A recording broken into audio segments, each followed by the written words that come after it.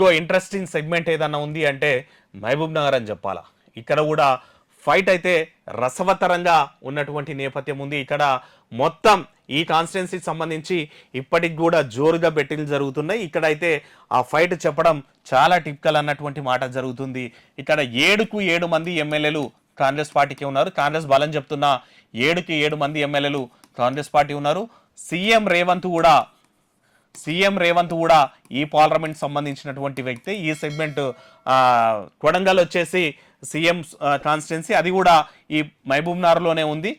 ఈ నేపథ్యంలో దాదాపు స్టేట్లో ఎక్కడ కూడా ఏ సెగ్మెంట్ కూడా రేవంత్ రెడ్డి అన్నిసార్లు పోలే, దాదాపు 8 నుంచి 10 సార్లు ఆ సొంత కాన్స్టిట్యున్సీ పోయినటువంటి నేపథ్యం ఉంది. ఎలక్షన్స్ ముందల్నే ఆ కొడంగల్ నారాయణపేట కూడా ప్రాజెక్ట్ కూడా శంకుస్థాపన చెప్పి కొన్ని వేల కోట్ల రూపాయలు దానికి కేటాయించినటువంటి నేపథ్యం ఉంది.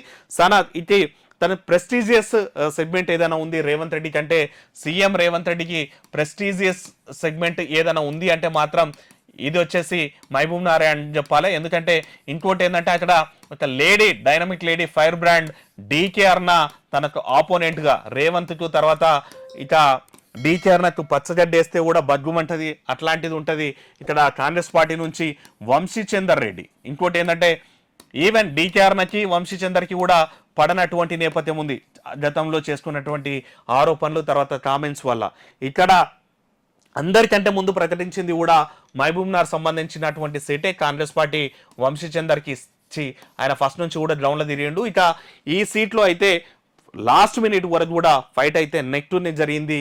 పోల్ మేనేజ్మెంట్లో ఎవరు విన్ అవుతారన్నటువంటిది, పోల్ మేనేజ్మెంట్లో ఎవరు విన్ అవుతారనేది మాట ఇంకా మనం ఆ రోజు వరకు జూన్ 4 వరకు అయితే చూడాలా. కానీ ఇప్పటికి ఉన్నటువంటి పరిస్థితుల్లో ఈ పోల్ ట్రాకర్ సర్వే సంస్థ చెప్తున్నట్టయితే టైట్ ఫైట్ ఉంది. ఎవరు గెలిచినా సరే 25,000 లీడ్ తోటే గెలిచేటువంటి అవకాశం ఉంటుంది. ఇక రేవంత్ రెడ్డి కొడంగల్లో లీడ్ ఇస్తాడు అన్నటువంటిది కూడా కాంగ్రెస్ పార్టీ కొడంగల్ జడ్చల్లో అయితే క్లియర్ లీడ్ ఇస్తుంది అన్నటువంటి మాట అయితే స్పష్టంగా ఉంది. ఆల్మోస్ట్ కొడంగల్లో 50,000 లీడ్ అయితే ఇస్తా అని చెప్పి రేవంత్ రెడ్డి అయితే కాన్ఫిడెంట్ ఉన్నాడంట. జడ్చల్లర్లో కూడా కాంగ్రెస్ పార్టీకి లీడ్ వచ్చింది అన్నటువంటి మాట అయితే గ్రౌండ్లో వినిపిస్తున్నటువంటి మాట. ఈవెన్ ఈ సర్వే సంస్థ కూడా అదే చెప్తుంది.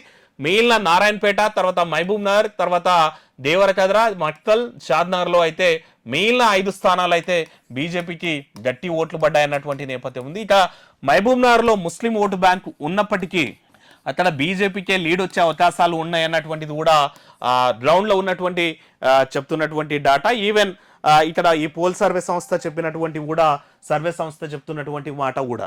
సో మరి ఇట్లాంటి పరిస్థితుల్లో మరి ఇక్కడ బీజేపీ గెలుస్తుందా, కాంగ్రెస్ గెలుస్తుందా, ఎవరు గెలిచినా అయితే టైట్ ఫైట్ ఉంటుంది. అది ఆల్మోస్ట్ 25,000 లోపట్నే ఇక్కడ లీడ్ వచ్చేటువంటి అంశం అయితే ఉందన్నటువంటిది ఈ సర్వే సంస్థ చెప్తున్నటువంటి మాట. టైట్ ఫైట్ ఉన్నటువంటి స్థానాల్లో ఇది మహబూబ్ నగర్ కూడా ఒక స్థానం అని చెప్పాలా. మహబూబ్ నగర్ కూడా టైట్ ఫైట్ ఉన్నటువంటి స్థానాల్లో అని చెప్పొచ్చు. బీఆర్ఎస్ నుంచి మన్నే శ్రీనివాస్ రెడ్డి ఉన్నా సరే, తను సిట్టింగ్ అయినా సరే నామమాత్రం పోటీ ఇచ్చిండు అన్నటువంటిది కూడా అక్కడ వినిపిస్తున్నటువంటి మాట. ఇక కాంగ్రెస్ మరియు బీజేపీ మధ్యనే ఓరి అయితే ఫైట్ నడిచింది. ఎవరు గెలిచినా సరే 25,000 లోపు మెజార్టీ తోటే గెలుస్తారు. కాంగ్రెస్ బీజేపీ మధ్య అయితే టైట్ ఫైట్ ఉంది మహబూబ్ నగర్.